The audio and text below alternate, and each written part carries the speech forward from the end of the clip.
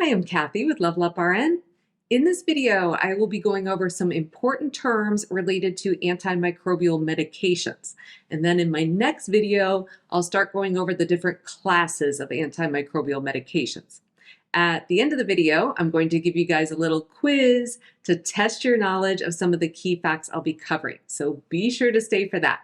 And if you have our Level Up RN microbiology flashcards, go ahead and pull out your flashcards so you can follow along with me and pay close attention to the bold red text on the back of the cards because those are the things that you are likely to get tested on.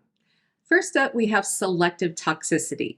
This refers to the ability of an antimicrobial medication to effectively kill or inhibit the growth of a microorganism while causing little to no damage to the host.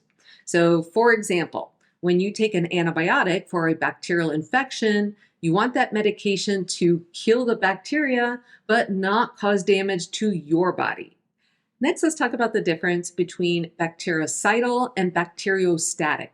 If a medication is bactericidal, this means it will kill the bacteria. Whereas if a medication is bacteriostatic, it will inhibit the growth of the bacteria but not kill it. Mode of action, which is also referred to as mechanism of action, is the way that an antimicrobial drug affects microbes at the cellular level, inhibiting their ability to function and replicate.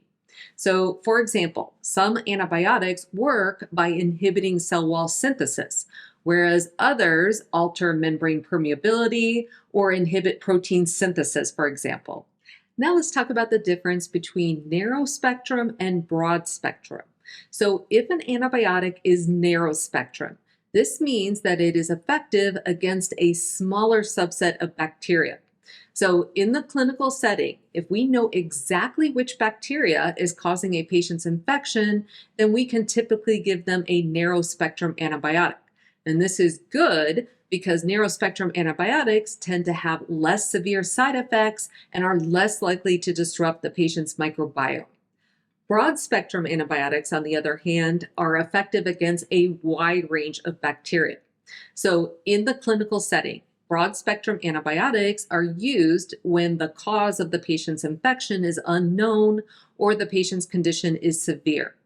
Unfortunately, broad spectrum antibiotics can cause more severe side effects, disrupt the patient's microbiome, and also contribute to antibiotic resistance. Dose refers to the amount of medication that is given at a specific time. So an example of dose would be 500 milligrams of amoxicillin. Dosage is a broader term that includes the dose, the frequency, and duration of treatment. So an example of dosage would be 500 milligrams of amoxicillin given twice a day for 10 days.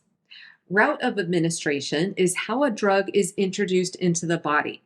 So some antimicrobial agents are taken orally, some need to be administered through an IV, others can be applied topically. There are many routes of administration.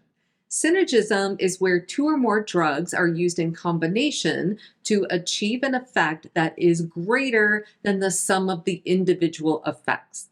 This is often accomplished by using two drugs with different modes of action.